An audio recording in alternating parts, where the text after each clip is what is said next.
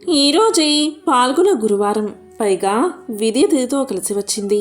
ఈరోజు ఎవరైతే వావిలి లక్ష్మీవారం కథను వింటారో వారి ఇంట్లో ధనం ప్రవాహంలా వస్తుంది. వారికి జీవితంలో దరిద్రం అనేదే దరిచేరదు. మరి ఆ కథ ఏంటో ఇప్పుడు ఈ వీడియోలో తెలుసుకుందాం. ఈ కథను విన్నంతనే 1,000,000 గోవులను దానం చేసిన మహాపుణ్యం మీకు లభిస్తుంది. పూర్వం అవంతి పట్టణంలో ఒక బ్రాహ్మణ కుటుంబం నివసిస్తూ ఉండేది. ఆ ఇంటి యజమాని అన్ని శాస్త్రాలు తెలిసిన పండితుడు. ఆ పండితుడికి 4 కొడుకులు, 4 కూతుళ్ళు ఉన్నారు. ఆ ఇంట్లో ఆడపిల్లలకు పెళ్లిడు వచ్చింది. ఇక ఆ పండితుడు వాళ్లకు వివాహం చెయ్యాలి అని నిర్ణయించుకున్నాడు. వారి చేత వావిలి లక్ష్మీవారపు నోము నోయించాడు. మొదట ముగ్గురు చక్కగా నోము నోచి ఉద్యాపన చెప్పారు. చిన్నమ్మాయి మాత్రం ఆ వ్రతం పట్ల అశ్రద్ధ చూపించింది. ఆ విధంగా అశ్రద్ధతో ముగింపు చెప్పలేదు.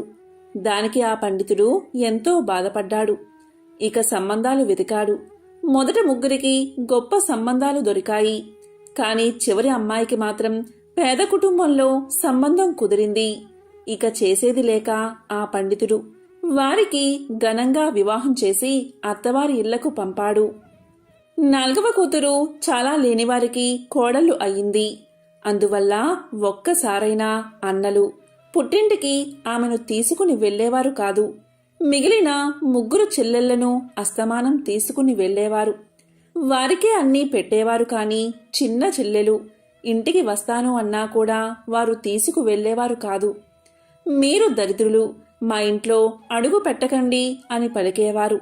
ఇలా ఉండగా ఒకరోజు పండితుడి 4వ కుమారుడికి పెళ్లి ముహూర్తం నిశ్చయించారు. తమ్ముడు పిలవకపోయినా చిన్న కూతురు పిల్లలు తాతగారింటికి వెళ్లి ఈ విధంగా అంటారు. తాత, పందిరి వెయ్యమంటావా, చాపలు పరచమంటావా అని పలకగా తాతవారిని కసిరి కొట్టి ఇలా అంటాడు, మీరు దరిద్రులు అని బయటకు నెట్టేస్తాడు. ఇక వారు ఆ విషయాన్ని తల్లికి వెళ్లి చెప్తారు. దాంతో ఆమె ఎంతో దుఃఖించి ఇదంతా ఎందుకు జరిగింది అని కూర్చుని ఆలోచిస్తుంది. అలా ఆలోచించే సందర్భంలో ఆమెకు గుర్తుకు వస్తుంది, ఆమె వావిలి లక్ష్మీవారపు నోమును పట్టి దాన్ని ముగించలేదని. తన అక్కలు మాత్రం ఆ వ్రతాన్ని ఎంతో భక్తి శ్రద్ధలతో ఆచరించారు. అందుకే వారికి అంత ఐశ్వర్యం కలిగింది. ఇదంతా ఆ గురువారం రోజు వావిలి లక్ష్మీవారపు నోము మహత్యం వల్లే. నేను ఆ నోమును సరిగ్గా నోచుకోకపోవడం వల్లే ఇంత పేదరికాన్ని అనుభవిస్తున్నానని ఆమె అనుకుంది. ఇక వెంటనే ఆమె ఆలస్యం చేయకుండా వావిలి లక్ష్మీవారపు నోము పట్టి ఉద్యాపన చెప్పింది. ఆ కథ చెప్పుకుని అక్షింతలు తలపై వేసుకుంది.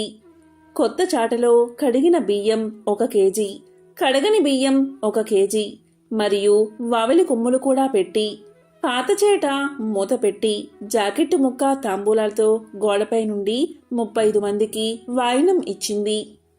ఇంతలో ఆమె ఇంట్లో గనగనమని శబ్దం వచ్చింది. ఏంటని వెళ్లి చూసేసరికి ఇల్లంతా ఆభరణాలతో, బంగారపు వజ్రాలతో నిండిపోయింది. సర్వసంపదలు ఆమెకు కలిగాయి. ఆ ధనంతో 1000 ఎకరాల పొలం కొన్నది. మంచి ఇల్లు కట్టుకుంది.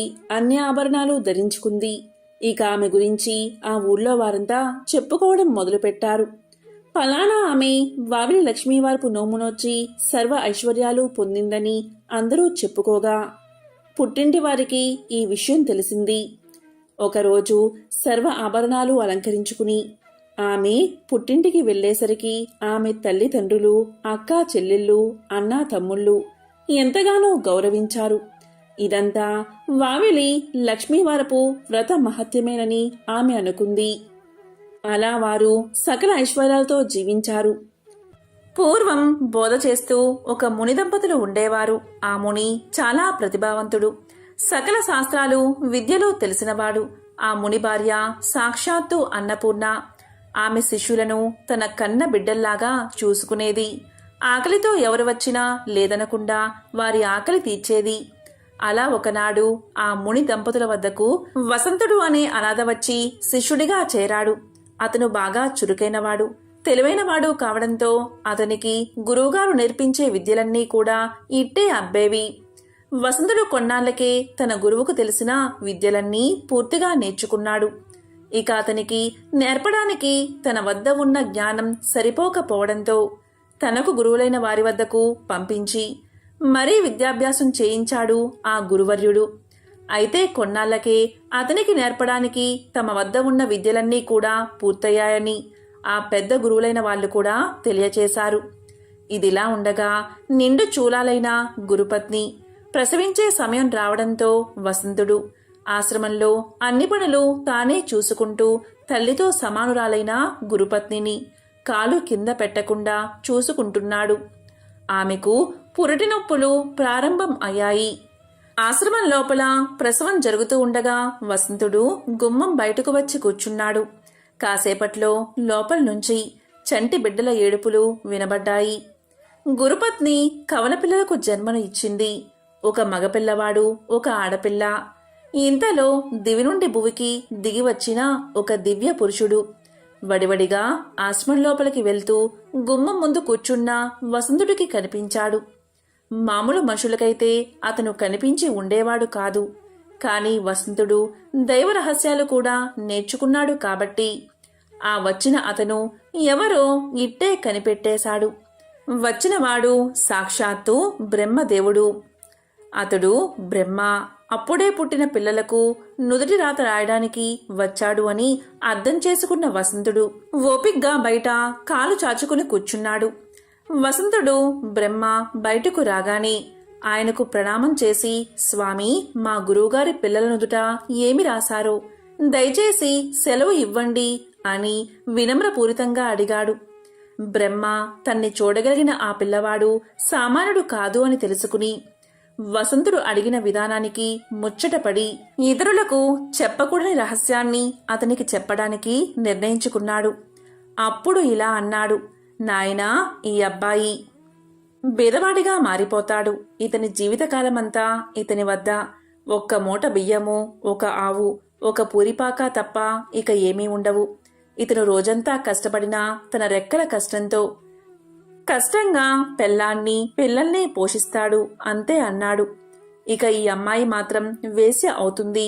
పూల కోసం రోజుకో పురుషుడితో సంభోగించి వారకాంత అవుతుంది అని చెప్పి అక్కడి నుంచి వెళ్లిపోయాడు. బ్రహ్మదేవుడు చెప్పిన మాటలు విని వసంతుడు నిశ్చేష్టుడు అయ్యాడు. సాక్షాత్తు దైవ స్వరూపుడైనటువంటి తన గురు దంపతులకు పుట్టిన పిల్లలకు ఇలాంటి రాత రాశాడు. ఏమిటి విధాత అని విచారంగా ఆలోచనలో మునిగిపోయాడు. వెంటనే తన గురువు గారిని బ్రహ్మరాత మార్చగలమా అని అడిగాడు.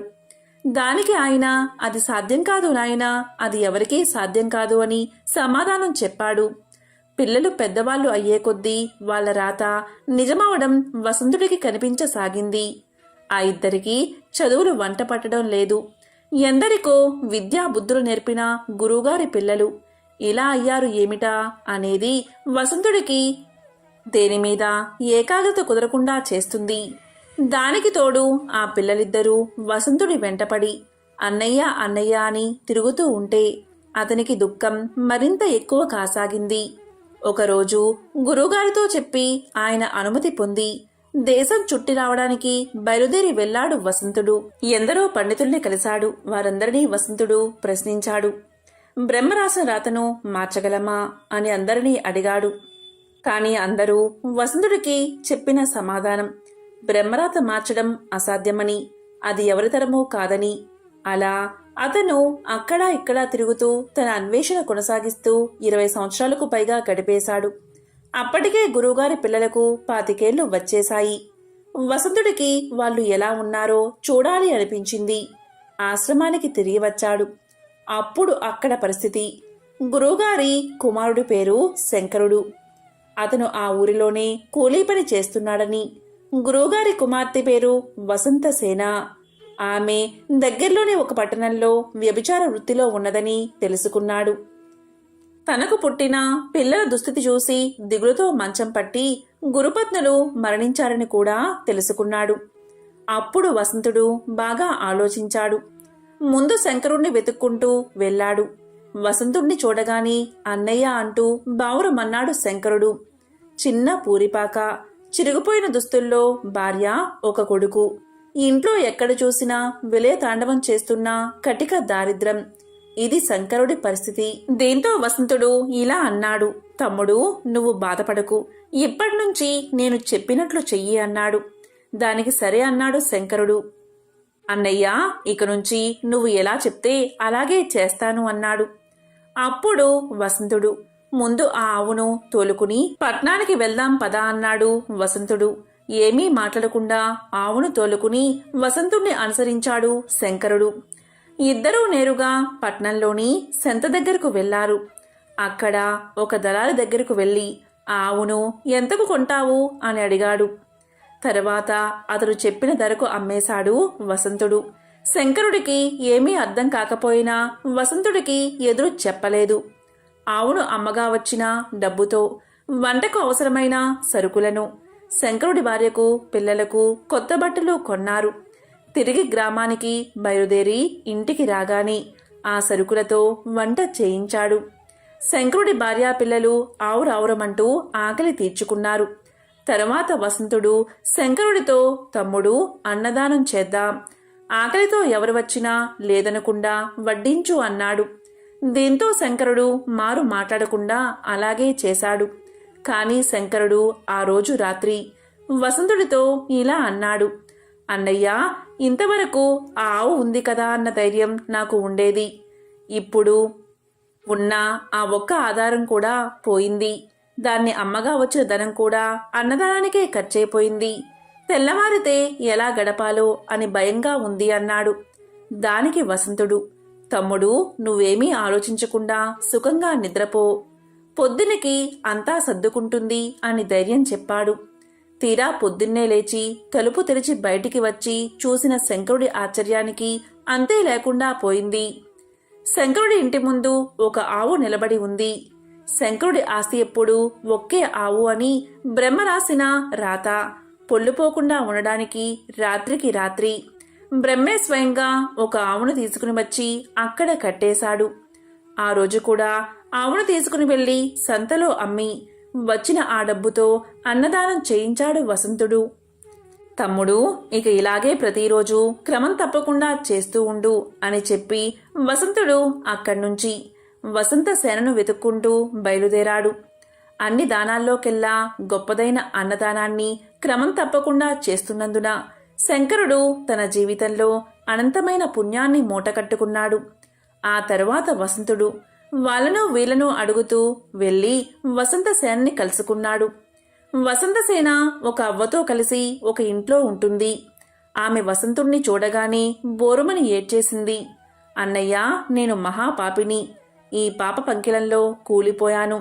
మీలాంటి ఉన్నతుణ్ణి చూడ్డానికి నాకు అర్హత లేదు అని బావురమ్మంది. దానికి వసంతుడు, ఊరుకో చెల్లి, ఊరుకో, ఈ పాప పంకిలం నుండి నువ్వు బయటపడే మార్గాన్ని చెబుతాను. ఇక ఇవాల్టి నుంచి నేను చెప్పినట్లు చెయ్యి అన్నాడు. ఆమెను ఓదార్చాడు. దానికి సరే అంది వసంతసేన. ఆ రాత్రికి విఠలుడు ఎవరు వచ్చినా సరే 1,00,000 వరహాలు చెల్లించాల్సిందే, 1,00,000 వరహాలు చెల్లిస్తేనే లోపలికి ప్రవేశమని చెప్పమని అక్కడ ఉన్న వసంతసేనతో ఉన్న అవ్వకు చెప్పాడు. దానికి ఆశ్చర్యపోతూ అవ్వ, అయ్యా, ఇది జరిగే వ్యవహారం కాదు అని ఏదో చెప్పబోయింది. వసంతుడు ఆమెను మధ్యలోనే వారించి నేను చెప్పినట్లు చెయ్యి అన్నాడు. ఆజ్ఞాపిస్తున్నట్లుగా అన్నాడు. ఆ రాత్రి 2-3 విడుదలు వచ్చి 1,00,000 వరహాలు అనగానే వెనుతిరిగి వెళ్లిపోయారు. అది వాళ్ళు ఊహించలేని మొత్తం. కాని అర్ధరాత్రి సమీపిస్తుంది అనగా ఒక మహాపురుషుడు మాత్రం 1,00,000 వరహాలతో వచ్చి ఆ రాత్రి వసంతసేనతో గడిపి వెళ్లాడు. ఆ మరుసటి రోజు రాత్రి కూడా అలాగే జరిగింది. తన రాత తప్పకుండా వసంతసేనకు దగ్గరకు వచ్చింది సాక్షాత్తు బ్రహ్మే అని వసంతుడికి తెలుసు. అలా బ్రహ్మ ఆమె దగ్గరకు రావడం వల్ల ఆమె మూటగట్టుకున్న పాపాలన్నీ కూడా నశించిపోయాయి. ఆమె జన్మ చరితార్థం అయింది. అలా వసంతుడు వాళ్ళిద్దరి చేత పుణ్యకర్మలు చేయించి గురుపత్నుల రుణం తీర్చుకున్నాడు. ఈ ప్రపంచంలో ప్రతి జీవి నుదుట తల రాసేది బ్రహ్మే. అయినా దాన్ని చక్కగా తీర్చిదిద్దుకునే శక్తిని, అవకాశాన్ని మాత్రం ప్రతి జీవికి ఇచ్చాడు అని దాన్ని నిరూపించాడు. అలా బ్రహ్మరాతను సైతం బ్రహ్మాండమైన రాతగా మార్చి చూపించాడు వసంతుడు. అనగా పూర్వకాలంలో ఒక బ్రాహ్మణుడు ఉండేవాడు. అతని పేరు నాగంభట్టు. ఆయనకి ఒక పుత్రుడు, ఒక పుత్రిక ఉన్నారు. పుత్రుని పేరు నారాయణ భట్టు, పుత్రిక పేరు నారాయణమ్మ. వారు చాలా పేదవారు. భిక్షాటన చేసి కుటుంబ పోషణ చేసుకునేవారట. అలా కొన్నాళ్లు అయ్యేసరికి నాగంభట్టు కాశీకి వెళ్లి ధనం సంపాదించుకోవాలి అనే బుద్ధి పుట్టిందట. అప్పుడు నాగంభట్టు భార్యతో చెప్పి తెల్లవారుజామునే లేచి కాశీకి ప్రయాణమై అలా వెళ్ళగా కొంత దూరం వెళ్లేసరికి దారిలో సూతులవారు, వ్యాసులవారు, నాడులవారు ప్రత్యక్షమయ్యారు. వారు ఇలా పలికారు, ఓ బ్రాహ్మణుడా, ఎక్కడికి వెళ్తున్నావు అని అడిగారు. దానికి నాగంభట్టు ఇలా సమాధానం చెప్పాడు, అయ్యా, నేను కాశీకి ధనం సంపాదించుకోవడానికి వెళ్తున్నాను అని చెప్పాడు. అప్పుడు వారు ఇలా పలికారు, ఓయి వెర్రి బ్రాహ్మణుడా, కాశీకి వెళ్తే నీకు ధనం ఎవరైనా మూటగట్టి ఇస్తారా? కాశీకి వెళ్తే గంగా స్నానం దొరుకుతుంది, విశ్వేశ్వరుల దర్శనం దొరుకుతుంది, అన్నపూర్ణమ్మ దర్శనం దొరుకుతుంది. మేము ఒక కథ చెబుతాము, వింటావా అని అడిగారు. అప్పుడు నాగంభట్టు, మీరు ఏ దేవుని కథో వివరించండి స్వామి అని వేడుకున్నాడు. అప్పుడు వారు ఇలా చెప్పడం మొదలుపెట్టారు. పూర్వకాలంలో కోసల రాజ్యమనే రాజ్యమున్నది. ఆ రాజ్యాన్ని పాలించే దశరథ మహారాజు సంతానం కోసం పుత్ర కామేష్టి యాగం చేయగా దేవతలు ప్రత్యక్షమై పాయస పాత్రను ఇచ్చారు. అది పట్టుకు వెళ్లి తన భార్యలైన కౌసల్య, సుమిత్ర, కైకేయి అని 3 భార్యలకు ఇచ్చాడు దశరథుడు. అలా వారు 3 భుజించగాని గర్భవతులు అయ్యారు. 9 మాసాలు నిండగాని చైత్ర శుద్ధ నవమి నాడు పునర్వసు నక్షత్రాన్న శ్రీరామ, లక్ష్మణ, భరత శత్రుఘ్నులు అనే 4 కుమారులు జన్మించారు. వారు దినదిన ప్రవర్ధమానులై బాలచంద్రుడి వలె పెరుగుతూ ఉన్నారు. కొన్నాళ్లు గడిచేసరికి విశ్వామిత్రుడు వచ్చి రామలక్ష్మణులిద్దరినీ యాగ సంరక్షణార్థం తనతో పంపమని దశరథ మహారాజుని అడగగా విశ్వామిత్రుడితో రామలక్ష్మణులను పంపడానికి దశరథుడు అంగీకరించగా ముని వారిద్దరికీ బల, అతిబల అని విద్యలను నేర్పాడు. రాముడు తాటకిని చంపి శివుడి విల్లు విరిచి సీతను పెళ్లాడి అహల్యను శాప విమోచనం చేసి పరశురాముని గర్వభంగం చేసి కైకవరం చేత 14 ఏళ్లు అరణ్యవాసంలో ఉండగా రావణాసురుడు సీతను ఎత్తుకుని పోగా లంకాపురమునకేగి లంకా దహనం చేసి రావణాసురుణ్ణి వధించి విభీషణుడికి పట్టం గట్టి తిరిగి వచ్చి పట్టాభిషిక్తుడై సుఖంగా రాజ్యాన్ని ఏలుతూ ఉన్నాడు. ఇది రామదేవుని కథగా చెప్పి 5 లక్ష్మీవారాలు పూజలు చేసి ఆవునేతితో దీపం పెట్టి ఆవు పాలు, గోధుమ రవ్వ, పంచదార కలిపి 5 ఉండలుగా ప్రసాదం చేసి రామదేవునికి నైవేద్యం పెట్టాలి. 1 ఉండ రామదేవుడికి, 1 ఉండ బ్రాహ్మణుడికి, 1 ఉండ మొత్తైదువుకి, 1 ఇరుగు పొరుగు వారికి, 1 ఉండ భార్యా పిల్లలు తినాలి. ఈ విధంగా 5 లక్ష్మీవారాలు పూజ చేయాలి. నిత్యం రామదేవుని కథ చెప్పుకున్న అష్ట ఐశ్వర్యాలతో, ఇష్ట సంపదలతో తులతూగుతారు. సకల సౌభాగ్యాలు, సుఖాలు కలుగుతాయి. కష్టాల్లో ఉన్నవారు ఈ కథను చదివితే కష్టాలు పోయి సుఖంగా ఉంటారు. పెళ్లి కాని వారికి పెళ్ళవుతుంది. దరిద్రులు ధనవంతులు అవుతారు. చెవిటి వారికి చెవుడు పోతుంది. గుడ్డివారికి కళ్ళు వస్తాయి. శరీరంలో ఏ జాడ్యాలు ఉన్నా పోతాయి. శత్రువులు మిత్రులవుతారు. పోయిన పదార్థాలు చేతికి వస్తాయి. తీర్థయాత్ర ప్రాప్తి కలుగుతుంది. దైవ దర్శనం అవుతుంది. ఇహలోక సౌఖ్యాలన్నీ పొందిన తర్వాత వైకుంఠ ప్రాప్తి కలుగుతుంది. ఈ విధంగా రామదేవుని కథ చెప్పి శ్రీరాముల వారిని సకలోపచారాలతో పూజించి నైవేద్యం సమర్పించాలని నీవు ఇంటికి వెళ్ళమని చెప్పారు ఋషులు. దీంతో నాగంభట్టు ఇంటికి వెళ్లేసరికి అతని ఇంట ధనధాన్యాలు తులదూగుతూ ఉన్నాయి. అప్పట్నుంచి రాములవారిని మరవకుండా పూజ చేస్తూ ఉన్నాడు. కొంతకాలం గడిచేసరికి నాగంభట్టు కాశీకి వెళ్ళాలి అనుకున్నాడు. అందుకని అతను కొంచెం ధనం మూటకట్టుకుని కాశీ కావడి భుజం మీద వేసుకుని కుమారుణ్ణి కుమార్తెను పిలిచి, అబ్బాయి, అమ్మాయి, మీరు కథ విడవకుండా శ్రద్ధగా చెప్పుకుంటూ ఉండమని నారాయణమ్మతోనూ నారాయణ భట్టుతోనూ చెప్పి కాశీకి ప్రయాణమై వెళ్ళిపోయాడు. ఆ మరునాడు కుమారుడు ఆయా వారానికి వెళ్ళి వచ్చి, అమ్మా, రామదేవుని కథ చెబుతాను, విందువుగాని రామ్మా అని పిలిచాడు. దానికి తల్లి, నాయనా, వంటవేళ పొద్దున్నే దాసి పాచిపనికి వచ్చే వేలైనది, ఇప్పుడు కథ వినను అని పలికింది.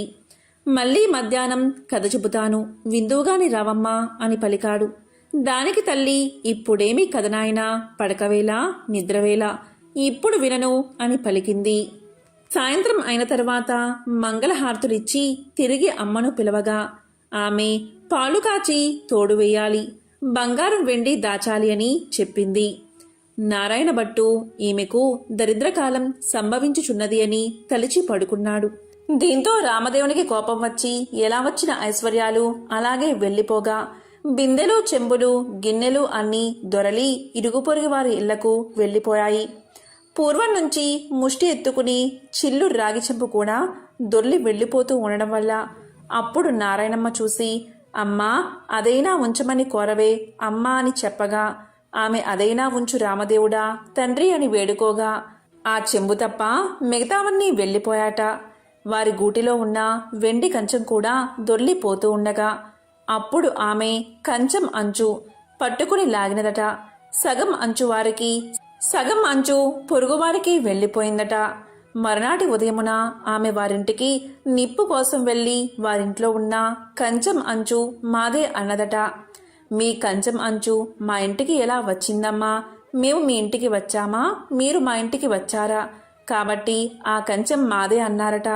అలా కాదు, మా ఇంట్లో కూడా కంచం అంచు ఉంది, పట్టుకుని వస్తానని రెండూ దగ్గర పెట్టి చూడగా రెండూ అతుక్కుపోయాయట. మాది అని వారు పుచ్చుకున్నారట. దీంతో సిగ్గుపడి ఇంటికి వచ్చిందట తల్లి. అప్పుడు కుమారుడు చూసి, ఏమన్నారమ్మా అని అడగగా మాదే అని వారే పుచ్చుకున్నారని సమాధానం చెప్పిందట. అప్పుడు కుమారుడు, ఇప్పుడు రామదేవుని కథను చెబుతాను, వింటావమ్మా అని అడిగాడు.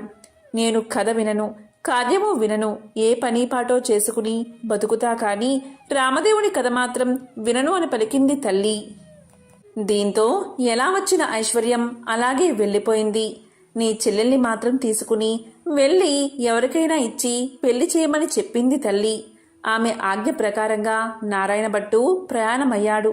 వారు ఊరు చివరికి వెళ్లేసరికి కాశీకి వెళ్లిన నాగంభట్టు తిరుగు ప్రయాణమై ధనం మూటగట్టుకుని వస్తున్నాడట.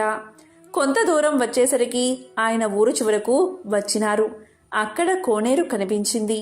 ఆ కోనేరులో కాలు కడుక్కుంటూ ఉండగా ఎక్కడ్నుంచో ఒక పెద్ద గరుడ పక్షి వచ్చి ఆ డబ్బు మూటను ఎత్తుకుపోయింది. అయ్యో అని నాగంభట్టు విచారిస్తూ ఇంటికి వస్తూ ఉండగా కొంత దూరం వచ్చేసరికి నారాయణమ్మను, నారాయణ భట్టును చూసి, అబ్బాయి, అమ్మాయి, మీరు సుఖంగా ఉన్నారా అని అడిగాడు. ఏమున్నది నాన్నగారు, యథాప్రకారానికి ఏమీ లోటు లేదు. మీరు వెళ్ళినది మొదలు కథ చెబుతాను వినమంటే అమ్మ వినలేదు. కాబట్టి రామదేవునికి కోపం వచ్చి ఎలా వచ్చిన ఐశ్వర్యం అలాగే వెళ్ళిపోయింది అని జరిగిందంతా తండ్రికి చెప్పారు. ఆమె ఆజ్ఞ ప్రకారం వెంటబెట్టుకుని వస్తున్నాను.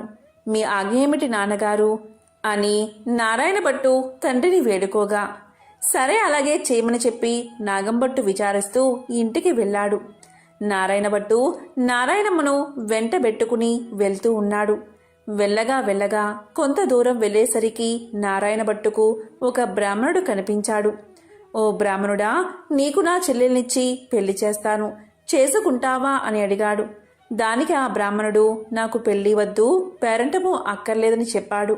మర్రా నారాయణ భట్టు చెల్లెల్ని వెంటబెట్టుకుని కొంత దూరం వెళ్ళేసరికి ఇంకొక బ్రాహ్మణుడు కనిపించాడు. అప్పుడు నారాయణ భట్టు ఆ బ్రాహ్మణుడితో, ఓ బ్రాహ్మణుడా, నా చెల్లెల్నిచ్చి పెళ్లి చేస్తాను, చేసుకుంటావా అని అడిగాడు. దానికి ఆ బ్రాహ్మణుడు కూడా, నాకు పెళ్లి వద్దు, పేరంటము వద్దు, ఇదివరకే 2 భార్యలున్నారు అని సమాధానం చెప్పాడు.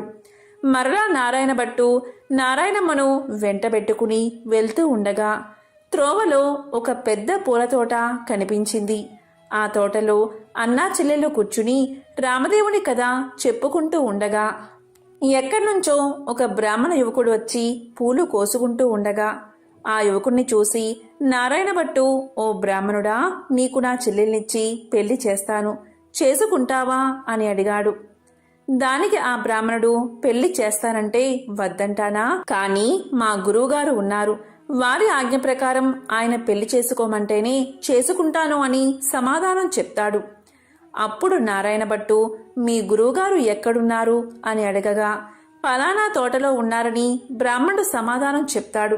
వెంటనే నారాయణ భట్టు గురువుగారి దగ్గరకు వెళ్ళి ఇలా పలుకుతాడు, అయ్యా గురువుగారు, మీ శిష్యుడికి నా సోదరునిచ్చి పెళ్లి చేస్తాను, తమరు ఒప్పుకుంటారా అని అడగగా, అంతట గురువుగారు ఇలా పలికారు, బ్రహ్మచారిని గృహస్థుడిగా చేస్తానంటే వద్దంటానా, కానీ వాడి దగ్గర చింతాకంత బంగారం లేదు, గోపాదమంతా భూమి లేదు, మీకిష్టమైతే చెయ్యండి, కష్టమైతే మానేయండి అని పలికారు గురువుగారు.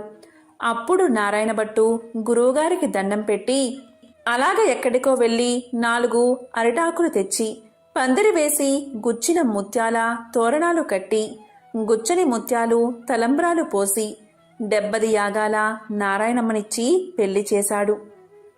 వారు అక్కడే కూర్చుని కథ చెప్పుకున్నారట.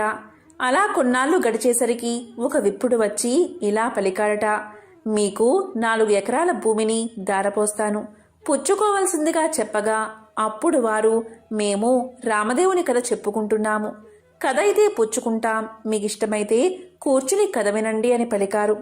కథ అయిన తర్వాత ఆ బ్రాహ్మణుడు రాగి చెంపులో నీరు పోసి, పలానా తోటలో ఆస్తి ఉన్నది, అనుభవించమని 4 ఎకరాల భూమి వారికి దారపోసి, ఆ విప్రుడు ఎక్కడికో వెళ్ళిపోయాడు. ఆ 4 ఎకరాల భూమి అనుభవిస్తూ కథ చెప్పుకుంటూ అక్కడే ఉండిపోయారు. అలా కొన్నాళ్లు గడిచేసరికి ఆ ఊరి రాజుగారు ఒక భవనం కట్టించి కొంత ధనం పుణ్య దంపతులకు దార పొయ్యాలని చూస్తున్నారట. ఎక్కడ వెతికినా సరైన పుణ్య దంపతులు రాజుకు దొరకలేదు.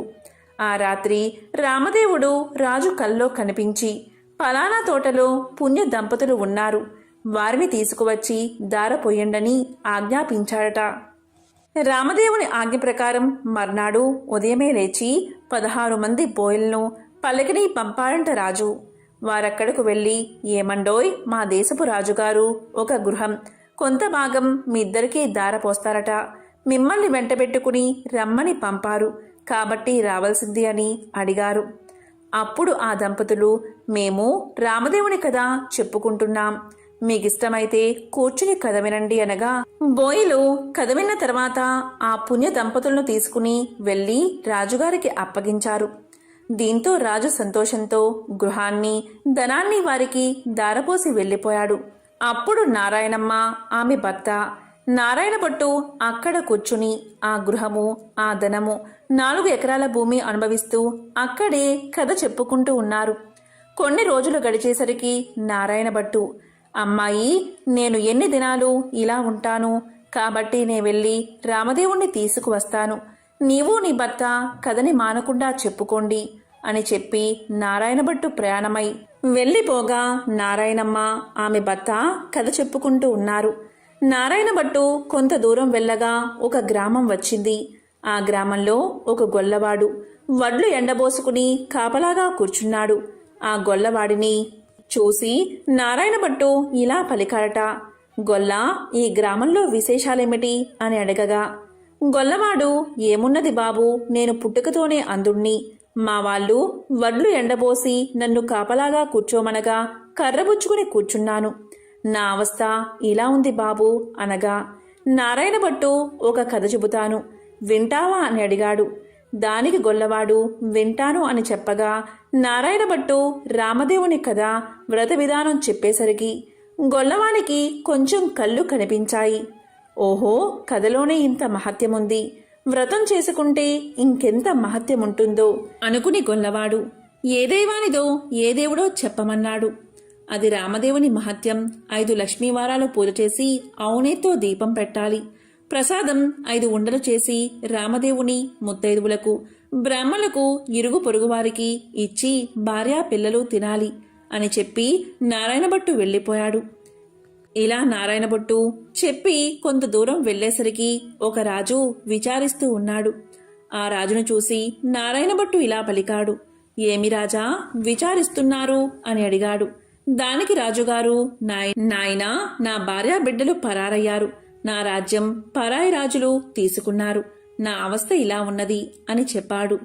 దానికి నారాయణ భట్టు, నేనొక కథ చెబుతాను, వింటారా అని అడిగాడు.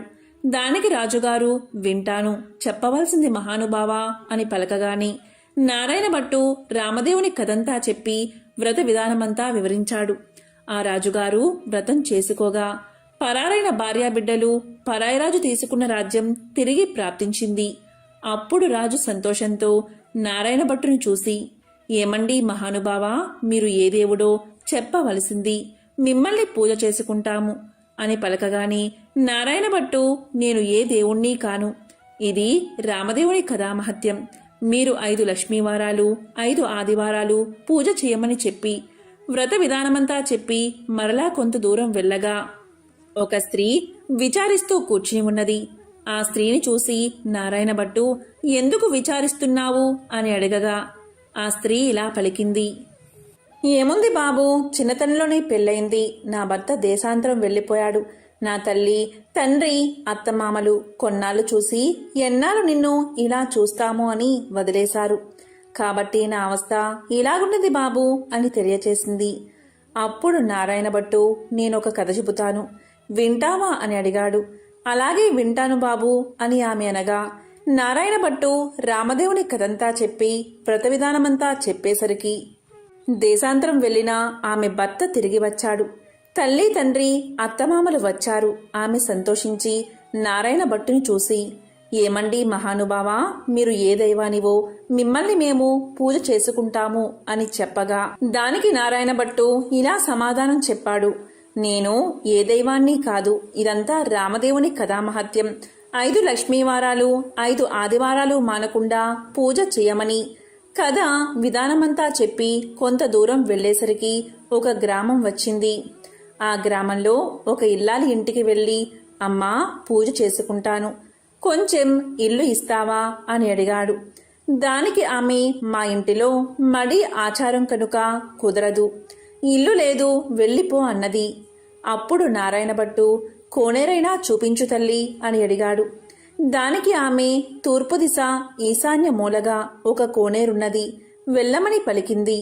అప్పుడు నారాయణ భట్టు ఆ కోనేరు దగ్గరకు వెళ్లి స్నానం చేసి మడిబట్టలు ఆరవేసుకుని ఇల్లు ఇవ్వను అన్న ఇల్లాలి అరుగు వద్దకు వచ్చి తూర్పు దిశ ఈశాన్య మూలగా ఒక పుచ్చు పీటకు పసుపు రాసి బొట్టు పెట్టి అందు రామదేవుని పటాన్ని పెట్టి కథ చదువుకుంటూ ఉన్నాడట. ఇంతలో ఆమె యువతలకు వచ్చి చూడగా నారాయణ భట్టు ఆమెకు తాంబూలము దక్షిణ ప్రసాదం ఇచ్చాట. ఆమె పుచ్చుకుని లోపలికి వెళ్ళిపోయింది. తరువాత నారాయణ భట్టు కథ చదువుకుని అక్షింతలు తల మీద వేసుకుని ఇంటి మీద వేసి వెళ్ళిపోయాడు. అతడు ఇలా వెయ్యగానే ఆ ఇల్లు ఇంద్రభవనం అయినది. అప్పుడు ఆ ఇంటి ఇల్లాలు యాయావారానికి వెళ్లిన తన భర్త తిరిగి వస్తే ఇల్లు తెలుసుకోలేడని ఆమె వీధి అరుగు మీద కావలి కూర్చుని ఉంది. ఇంతలో ఆమె భర్త ఎడమూటా పెడమూటా వేసుకుని ఇల్లు కానక కంగారు పడి అక్కడ నిలబడి ఉన్నాడు. ఆమె చూసి, ఇల్లు ఇదే, ఇలా రండి అని పలకగా ఆమె భర్త, ఇది మన ఇల్లు కాదు, నేను రానని సమాధానం చెప్పాడు. కాదండి, ఇది మన ఇల్లే, ఇలా ఎందుకైతో చెబుతాను వినండి. ఎక్కడ్నుంచో ఒక బ్రాహ్మణుడు వచ్చి పూజ చేసుకుంటాను, ఇల్లు ఇవ్వమన్నాడు. నేను ఇవ్వనని సమాధానం చెప్పాను. అప్పుడు అతను ఒక కోనేరైనా చూపించమన్నాడు. అప్పుడు నేను తూర్పు దిశగా ఈశాన్యమూల కోనేరున్నదని చెప్పాను.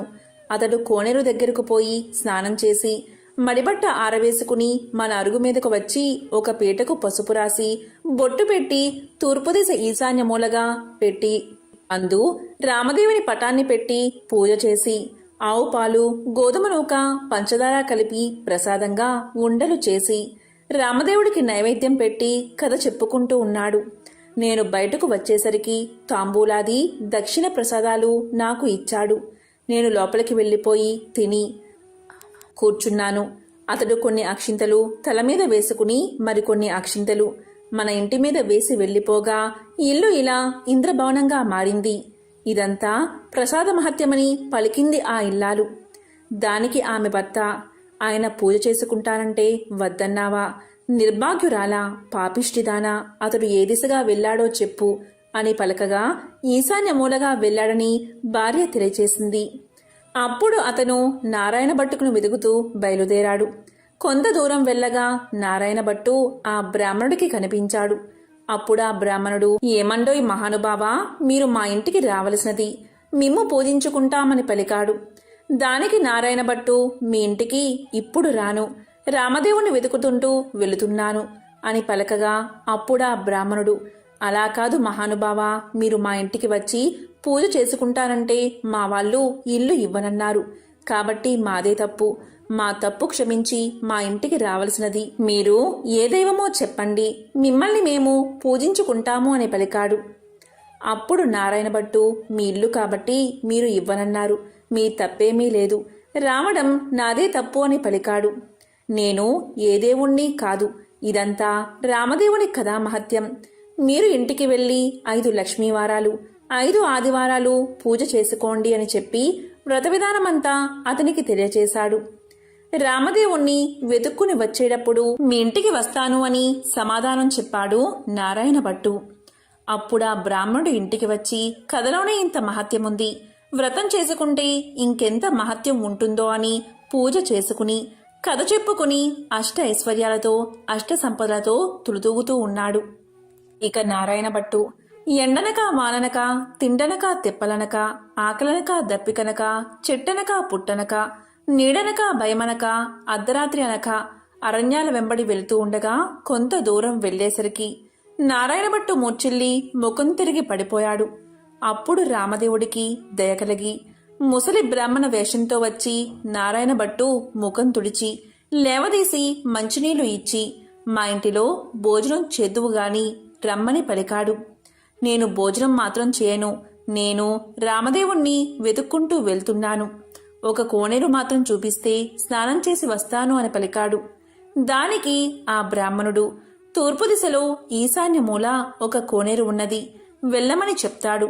దాంతో నారాయణ భట్టు ఆ కోనేరు వద్దకు వెళ్లి స్నానం చేసి పైకి వచ్చేసరికి అక్కడ ఇంద్రభవనంలా మారిపోతుంది. లోపలకు వచ్చేసరికి సీతమ్మవారు వెండి కంచాలు, వెండి పీటలు, పైడి కంచాలు కనిపించాయి. అప్పుడు నారాయణ భట్టుకు రామదేవుడు సీతమ్మ ఎదురై, మా ఇంటిలో భోజనం చేద్దువు గాని రమ్మన్నారట. నేను భోజనం మాత్రం చెయ్యను, రామదేవుణ్ణి వెతుక్కుంటూ వెళ్తున్నాను అని నారాయణ భట్టు పలికాట. అప్పుడు దానికి నేనే రామదేవుణ్ణి అని చెప్పగా, అయితే కావచ్చు మహానుభావా, నాకు దర్శనం కావాలి అని చెప్పగా అప్పుడు పులిచర్మంతో, రుద్రాక్షలతో, విభూతి రేఖలతో, నడుమున నాగాభరణంతో, శిరస్సున గంగతో, పక్కన పార్వతీదేవితో, త్రిశూలం త్రినేత్రముతో నంది వాహనుడై ఈశ్వరుడు ప్రత్యక్షమయ్యాడు. అప్పుడు నారాయణ భట్టు వారిని స్తోత్రం చేశాడు.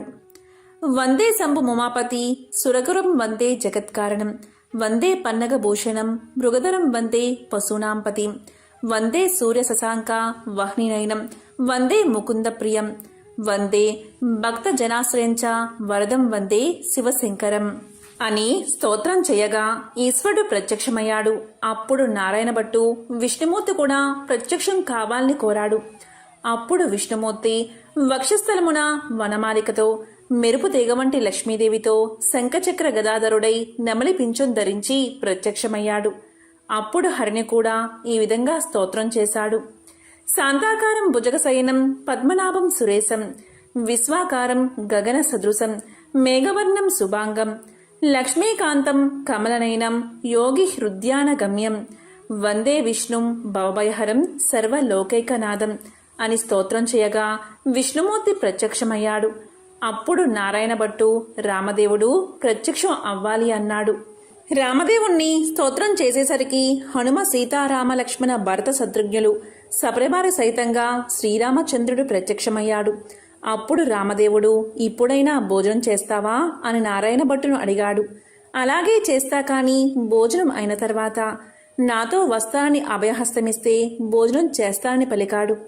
అప్పుడా సీతమ్మ తల్లి 4 కూరలు, నవకాయ పిండి వంటలతో పంచభక్ష పరమాన్నాలు వండి వెండి కంచాలు, పైడి పీటలు వేసి వారు బందుకోటి పరివార సహితంగా నారాయణ భట్టుకు సీత మహాతల్లి భోజనం వడ్డించింది.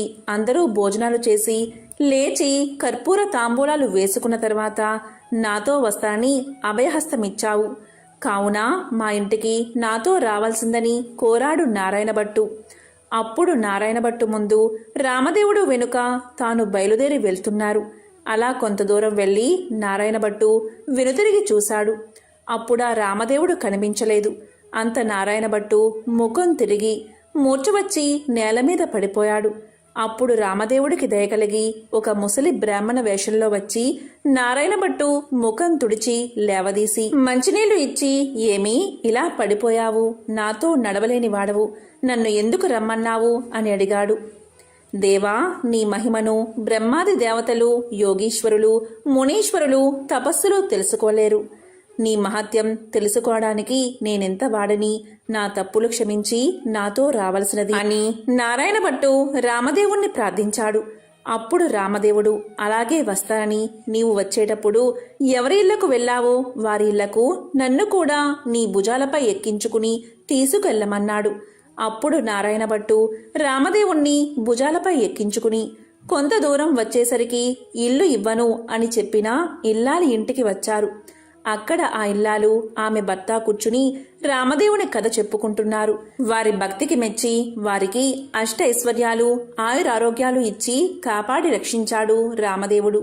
మరికొంత దూరం వచ్చేసరికి గొల్ల ఇల్లు వచ్చింది. ఆ రోజు ఆదివారం. నారాయణభట్టు చెప్పిన మాదిరి పూజ చేసుకుని కథ చెప్పుకుంటున్నారు. వారిని మెచ్చి ఐశ్వర్యాలు, ఆయురారోగ్యాలు ఇచ్చి సిరి సంపదలు ఎడబాయకుండా వారిని కాపాడి రక్షించారట. ఇంకా కొంత దూరం వచ్చేసరికి చెల్లెలి ఇల్లు వచ్చింది. అక్కడ వారు రామదేవుని కథ చెప్పుకుంటూ బంగారపు ఉయ్యాల్లో ఊగుతున్నారు. వారిని మెచ్చి ఆయురారోగ్యాలు ఇచ్చి సిరి సంపదలు ఇచ్చి కాపాడి రక్షించాట రామదేవుడు. అప్పుడు నారాయణమ్మ తన ఇంటికి అన్నయ్య వచ్చాడని కాళ్ళు కడుక్కోవడానికి నీళ్ళిచ్చి దాహానికి మజ్జిగ ఇచ్చి మర్యాద చేసింది. అప్పుడు నారాయణభట్టు ఇలా పలికాడు, అమ్మాయి, నన్నిలా మర్యాద చేయక్కర్లేదు. నేను రామదేవుణ్ణి తీసుకువచ్చాను. నీవు నీ భర్త మా ఇంటికి రావాలి, మనమందరం పూజ చేసుకుందాము అని చెప్పాడు. అప్పుడు ఆమె సంతోషంతో అలాగే వస్తానని పలికింది. నారాయణమ్మ ఆమె భర్తతో, నారాయణభట్టు రామదేవునితో సహా వారందరూ బయలుదేరి వారి గ్రామం పొలిమేరకొచ్చేసరికి గ్రామంలోని వారు కొందరు చూసి పరుగున వెళ్లి వారి తల్లిదండ్రులతో ఇలా పలికారు, ఏమండోయ్ నాగంభట్టుగారు, మీ అబ్బాయి, అమ్మాయి, అల్లుడు ఇంకా ఎవరో బయలుదేరి వస్తున్నారు అని పరుగున వెళ్లి చెప్పారు. అప్పుడు నారాయణభట్టు తల్లిదండ్రులు పరుగున వచ్చి సంతోషంతో కొడుకుని కూతుర్ని కౌగలించకబోయారట. అప్పుడు నారాయణభట్టు చూసి, అమ్మా, నన్ను ముట్టుకోవద్దు. ఇప్పుడు నేను రామదేవుణ్ణి తీసుకువస్తున్నాను. మీరు మా ఇంటికి వెళ్లి 4 మూలలు దులిపి నల్లగా అలికి తెల్లగా ముగ్గు పెట్టి పచ్చగా పసుపు రాసి మామిడాకుల తోరణాలు కట్టి ఒక పీటకు పసుపు రాసి బొట్టు పెట్టి తూర్పు దిశ ఈశాన్య మూలగా ఉంచి రామదేవుని పటం పెట్టి గోధుమ నూక, పంచదార, ఆవుపాలు కలిపి ప్రసాదం 5 ఉండలు చేసి పూజకు అన్నీ సిద్ధం చేసి నాకు కబురు చెయ్యండి. అప్పుడు నేను రామదేవుణ్ణి తీసుకువస్తాను అని చెప్పాట. వారు సంతోషంతో ఇంటికి వచ్చి 4 మూల్లా దులిపి అలికి ముగ్గులు పెట్టి పచ్చగా పసుపు రాసి మామిడాకుల తోరణాలు కట్టి 4 మూల్లా వెతకగా ఒక పుచ్చుపీట కనిపించింది. ఆ పీటకు పసుపు రాసి బొట్టు పెట్టి కుమారుడు చెప్పిన ప్రకారంగా సిద్ధం చేశారు. నీవు రామదేవుణ్ణి తీసుకురమ్మని కుమారుడికి కబురు పంపారు. అప్పుడు నారాయణభట్టు సంతోషంతో రామదేవుణ్ణి భుజాలపై ఎక్కించుకుని ఆ గ్రామం 4 వీధులు ఊరేగించి ఇంటికి తీసుకువచ్చి రామదేవుడితో, తండ్రి, మా ఇంటిలో మీరు కుడిపాదం పెట్టాలని ప్రార్థించాడు. అప్పుడు రామదేవుడు వారి ఇంట్లో కుడిపాదం పెట్టేసరికి పెద్ద ఇంద్రభవనంగా మారిపోయింది. అప్పుడు నారాయణభట్టు రామదేవుడితో ఇలా పలికాడు, అపరాధిని కాబట్టి నాకు ఉన్న ఈ పుచ్చుపీటయే సింహాసనమనుకుని దయ ఉంచి తమను కూర్చోవలసింది అని వినయంగా ప్రార్థించాడు. ఆ మాట రామదేవునికి జాలి కలిగి ఆ పీట మీదే కూర్చునేసరికి అది వజ్రాలు, వైడూర్యాలు, కెంపులు, మాణిక్యాలతో చేసిన బంగారపు సింహాసనంగా మారిందట. అందు హనుమ, సీత, లక్ష్మణ, భరత, శత్రుఘ్నాది సపరివార సహితంగా శ్రీరామచంద్రమూర్తి తన ఇంటిలో ఆసీనులై వెలిసారట. అప్పుడు రామదేవుని వ్రతం చేసుకుందామనేసరికి అంతలోనే ఎక్కడ్నుండో ఒక బీద బ్రాహ్మడు వచ్చి, ఏమండోయ్ నాగంభట్టు గారు, మీ అబ్బాయికి మా అమ్మాయినిచ్చి పెళ్లి చేస్తాం, ఒప్పుకుంటారా అని అడగగా, పెళ్లి చేస్తానంటే వద్దంటానా బాబు, అలాగే చేసుకుంటాము అని పలికాడట నాగంభట్టు. నాగంభట్టు గారు పచ్చని పందిర్లు వేయించి గుచ్చిన ముత్యాల తోరణాలు కట్టి గుచ్చని ముత్యాలు తలంబ్రాలు పోసి 70 యాగాల నారాయణభట్టు పెళ్లి చేశాడు. నారాయణభట్టు పెళ్లిన తర్వాత నాగంభట్టు భార్య, నారాయణభట్టు భార్య నారాయణమ్మ, ఆమె భర్త వారంతా రామదేవుని వ్రతం చేసి 5 లక్ష్మీవారాలు 5 ఆదివారాలు పూజ చేసి నైవేద్యం పెట్టి కథ మానకుండా చెప్పుకుంటూ ఉండగా వారి భక్తికి మెచ్చి రామదేవుడు వారిని రక్షించాట, సకల ఐశ్వర్యాలను కలిగించాట, ఆరోగ్యంగా జీవించేలా వరాన్ని ప్రసాదించాట. ఈ నోము ప్రపంచమంతా నోచిన వారందరూ అష్ట ఐశ్వర్యవంతులై సుఖంగా ఉండిరి. ఎంతో పవిత్రమైన విశేషమైన ఈ రామదేవుని కథను ఎవరైతే ప్రతిరోజు చెప్తారో లేక వింటారో లేక వినిపిస్తారో అటువంటి వారికి సకల ఐశ్వర్యాలు భోగ భాగ్యాలు కలుగుతాయి.